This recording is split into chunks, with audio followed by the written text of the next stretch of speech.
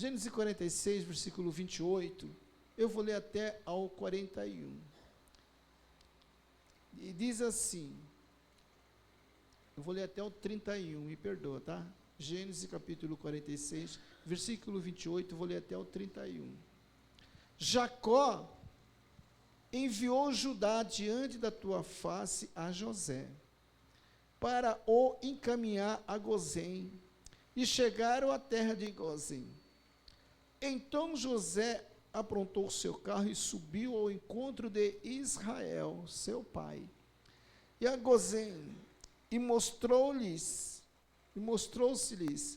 lançou-se ao seu pescoço, e chorou sobre o seu pescoço longo tempo. E Israel disse a José: morra eu agora, pois já tenho visto o teu rosto, que ainda vives.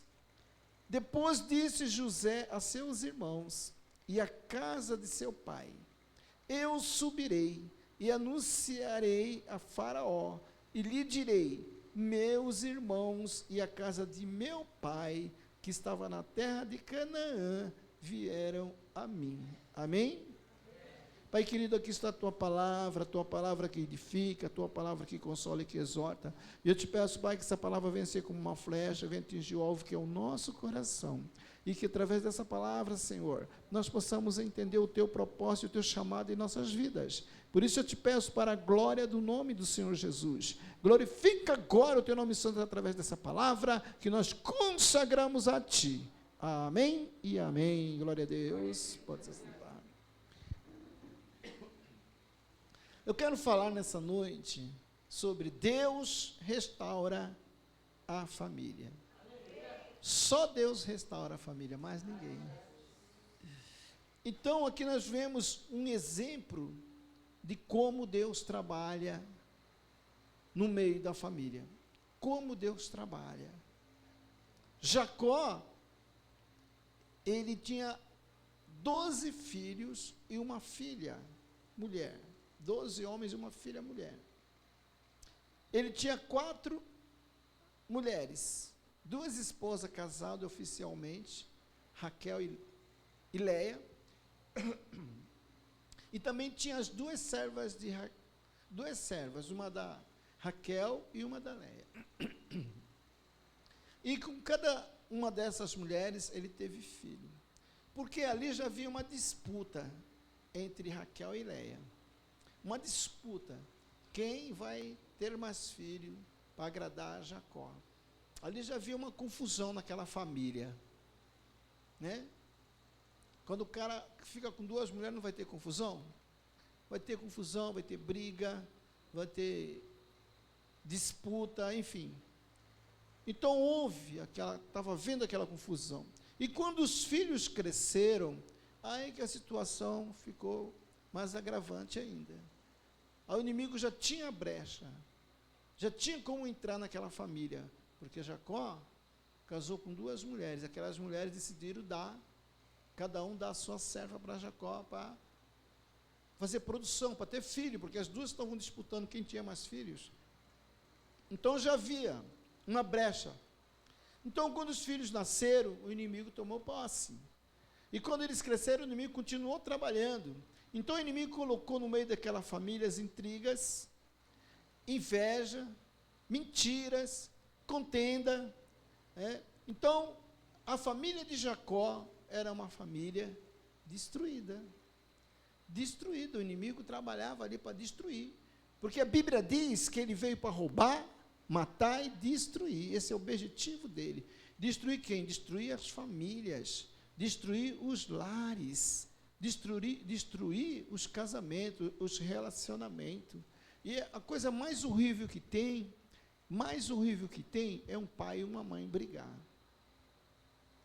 Na minha casa havia muita tensão quando meu pai brigava com a minha mãe, quando ele falava alto, ele falava duro, quando ele acordava cedo de manhã, com aquela voz, estremecia o meu corpo.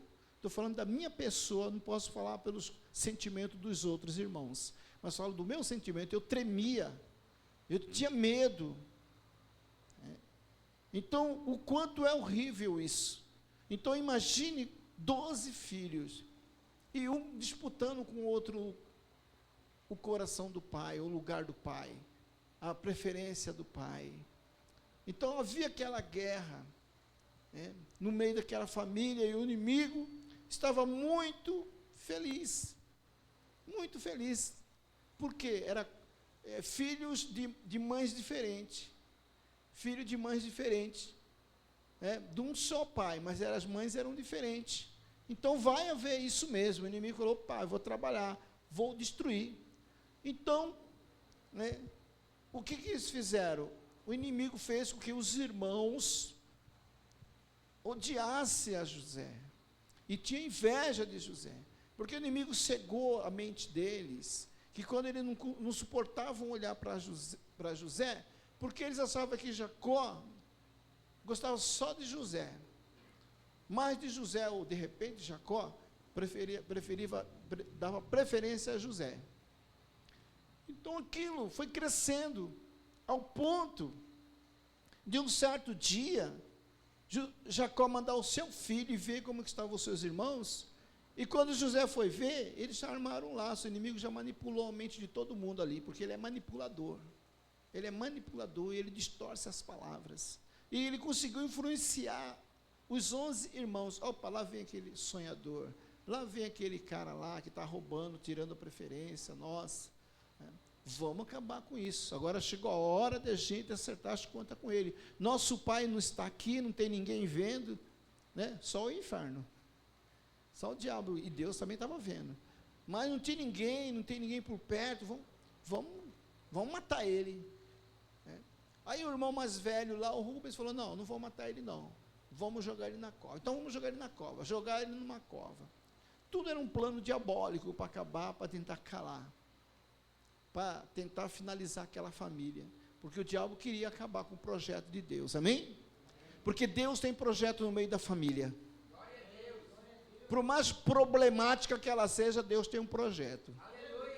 De repente a pessoa fala assim: mas minha família é cheia de problemas, a minha família é difícil, um gosta de uma coisa, outro gosta de outra, outro faz isso, outro faz aquilo, um age assim, outro age assado. Olha, minha família tem misericórdia, né? Igual uma vez que nós estávamos evangelizando numa determinada rua, a menina chegou e falou assim: pastor, você está evangelizando aqui nessa rua, os jovens daqui são tudo rebelde, os jovens daqui, sabe, começou a falar. Aí eu falei: não, mas Deus tinha um plano aqui nessa rua, se Ele me enviou para cá, porque Ele tinha um plano, né? Então é a mesma coisa, meus amados, se Deus te enviou, porque Deus tem um plano na tua família. Você pode olhar com os olhos carnais e falar assim: minha família é cheia de problema, minha família não tem jeito, porque minha irmã é isso, meu irmão é aquilo, meu sobrinho é aquilo, minha sobrinha é aquilo, meu primo é isso. Não, Cristo, Ele vai dar um jeito na tua família, Ele vai restaurar a tua família, mas você precisa crer. Amém? Porque é um propósito de Deus. A mão de Deus, ela está estendida para salvar, a mão de Deus está estendida para libertar. Então a família de Jacó estava assim, totalmente destruída, vivendo aquela situação ali, né? E depois jogaram José naquela cova, mas Deus, Ele sempre tem uma providência. Amém? Porque Ele é Deus da providência, Ele é Deus do impossível, né? Poderia chover e encher aquele poço e o rapaz morreu afogado. Poderia sim, mas Deus parou tudo.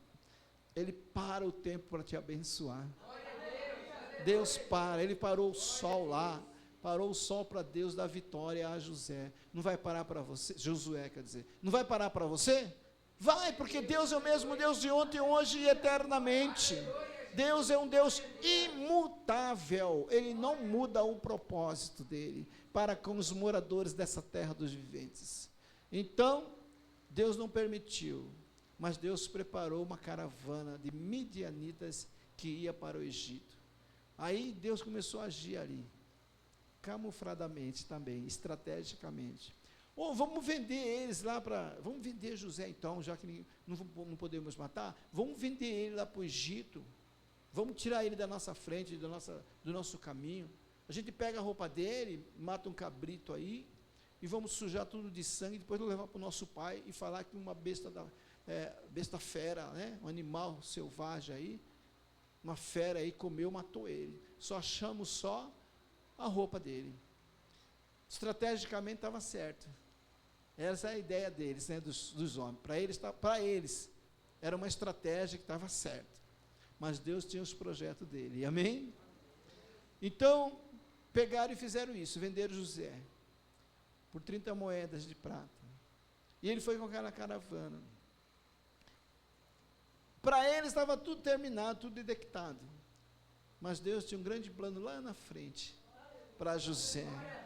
Deus já tinha um projeto para aquela família, porque Deus restaura a família. Deus já tinha traçado um plano de restauração para aquela família, para aquela casa. Eu quero dizer também que Deus tem um plano traçado para restaurar a tua casa. Deus tem um plano já traçado para restaurar a tua família. Hoje você não pode não entender, hoje você pode não compreender, hoje você pode olhar com os olhos da carne, parece que nada, como já foi falado aqui, parece que nada está acontecendo, parece que nada vai acontecer, mas creia, acredite que Deus restaura as famílias. Deus restaurou a família de Jacó e vai restaurar a sua. Eu profetizo isso em nome de Jesus. Então, quando José chegou ali no Egito, foi vendido para aquela família ali de Potifar, e ali também ele foi tentado pela mulher de Potifar, o inimigo armou um laço ali, e inventaram mentira, e José foi parar no calabouço, e ali José ficou, naquele calabouço, sofrendo humilhações, passando por privacidade, mas Deus estava com ele ali, lá no cárcere ali, estava lá no cárcere, eu falei calabouço, né, mas é cárcere, estava lá, e Deus já foi trabalhando, e todo mundo começou a gostar de José, e colocaram José como líder lá, naquele lugar, e Deus usou a vida de José ali naquele cárcere, para revelar, interpretar os sonhos de 2 homens que ali estavam, e ali Deus começou a trabalhar, e de repente José foi chamado na presença de Faraó, e na presença de Faraó, José conseguiu interpretar o sonho de Faraó, e foi colocado como governador do Egito. O plano de restauração estava sendo colocado em prática, por 2 motivos, primeiro por causa de Jacó não esqueceu do filho, amém? Jacó continuava orando pelo filho, continuava clamando pelo filho, não, eu não vou me conformar, eu não aceito, meu filho não morreu, não pode ter morrido dessa forma, eu não aceito, Deus, eu não aceito, eu tenho esperança ainda de ver meu filho, e Jacó, ele orava dessa forma, eu creio, eu não estou vendo, eu vi lá a roupa manchada de sangue, não, mas não dá para acreditar que meu filho está morto, não acredito, eu não aceito isso, Jacó nunca se conformou, amém? E o que a Bíblia diz, em livro de Romanos capítulo 12, não vos conformeis com este mundo, mas transformai-vos pela renovação do vosso entendimento. Então é isso que Deus quer, que nós sejamos como Jacó, não vamos se conformar com a situação não vamos se conformar, mas fulano tem um vício de bebida, mas fulano tem um vício de droga, mas fulano tem um vício de pegar coisas dos outros, fulano tem, não aceito não, Senhor, eu não aceito, não me conformo com isso. Você tem que falar assim, não me conformo com isso, porque ele não nasceu com vício, ele não nasceu praticando assim, quando ele nasceu do ventre da mãe, ele nasceu puro, ele nasceu inocente. Eu não aceito, Senhor, não vou me conformar, enquanto o Senhor não salvar, enquanto o Senhor não libertar, enquanto o Senhor não restaurar a minha casa, eu não vou me conformar. Então eu creio que Jacó fazia assim. Esse é um dos detalhes. Outro detalhe é que José também não aceitava aquela situação. José se posicionou também. Não, eu não aceito ficar longe dos meus pais, eu não aceito ficar longe da minha família, ficar nessa terra estranha, eu não aceito, Deus. Ele orava ao Senhor, de madrugada, na casa de Potifar, lá naquele poço ele orou, quando ele foi para o cárcere ele orou. Então, quando ele se tornou governador, a fé dele acendeu mais ainda. Então, enfim, Jacó, é a família de Jacó que eu estou falando, ficou 10 anos sem ver o seu filho. 10 anos se passaram. Deus já tinha os planos traçados. Amém? Então, muitas vezes, a gente está passando tanto tempo. Olha, calma, amado, a sua hora vai chegar. Amém? O seu dia vai chegar, na sua casa, na sua família. Chegou para Jacó, porque ele não vai chegar para você. Vai chegar a sua hora. Amém? Coloca a mão no seu coração e fala assim: Senhor, acalma o meu coração, para que eu possa saber e esperar a tua hora na minha casa, na minha família, porque eu creio que a restauração vem do Senhor para a minha casa e toda a minha família. Eu tomo posse disso, em nome de Jesus. Amém? Então, meus queridos, meus amados, Jacó ficou durante 10 anos sem ver o filho dele. Muito tempo. Não era para ter esquecido? Não era para ter se conformado? Ele já morreu. Esquece Deus aí, não é? Para de ir na igreja. Você está 10 anos lá, ofertando, dizimando, congregando, todos estão fazendo desafio, fazendo campanha e nada. Esquece. É isso que o inimigo quer. É isso que ele quer, que você canse de esperar. Mas nós não temos que cansar de esperar. Nós temos que cansar o inimigo de nos tentar. Cansar o inimigo de colocar impedimento. Cansar o inimigo de pôr barreira. Porque o Senhor nos chama para ser mais que vencedor. E ter mais que uma vitória por Cristo Jesus. Então 10 anos se passaram ali. Quando Deus preparou, porque foi de Deus, aquela fome em Canaã. Houve fome em toda a terra de Canaã. Esse projeto de Deus aí, tinha saído desde a época de Abraão.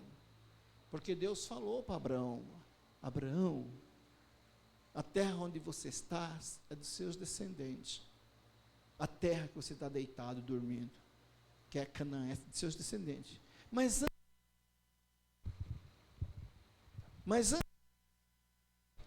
antes disso, Deus tem misericórdia, Senhor. Mas antes disso, os seus descendentes, eles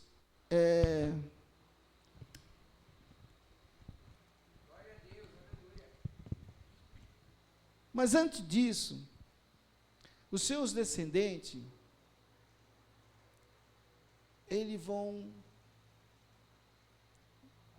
descer por uma terra do Egito. Eles vão para o Egito. E lá eles serão escravos por 400 anos. E depois eu vou tirar eles com mão forte de lá e trazer para essa terra. Então foi uma profecia que já tinha saído para Abraão. Deus já tinha falado com Abraão, não foi profecia. Deus já tinha revelado isso para Abraão.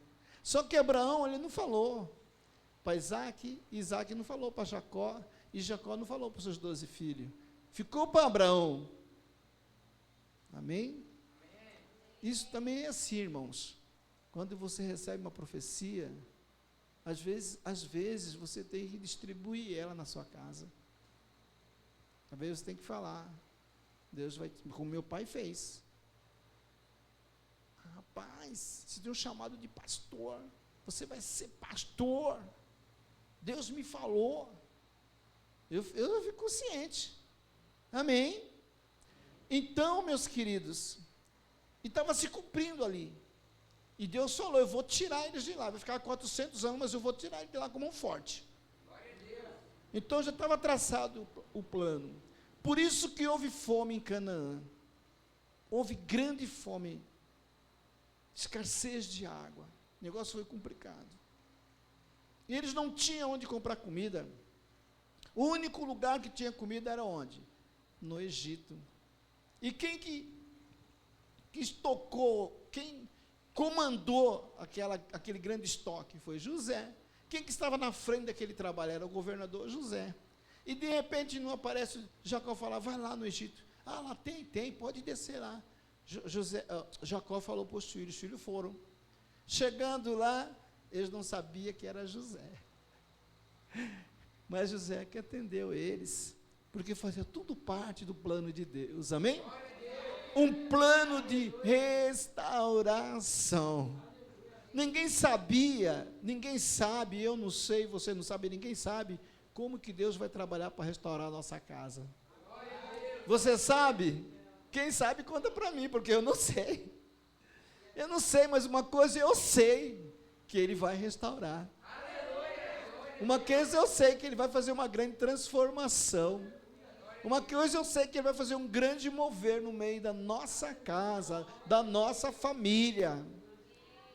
Porque Jesus falou, pode passar os céus e a terra, mas as minhas palavras não há de passar. Então nós temos que ser um cristão convicto, cheio de perspectiva em Cristo Jesus. Não no mundo, mas em Cristo Jesus. Temos que fazer projeto, temos que ter sonhos, temos que sonhar com a nossa casa, com a nossa parentela, com a nossa família. Temos que sonhar sim, temos que planejar, temos que projetar, porque ela vai se manifestar. Em nome do Senhor Jesus. Então, quando José se revelou para seus irmãos, todo mundo se chorou, todo mundo se abraçou. O que Deus fez?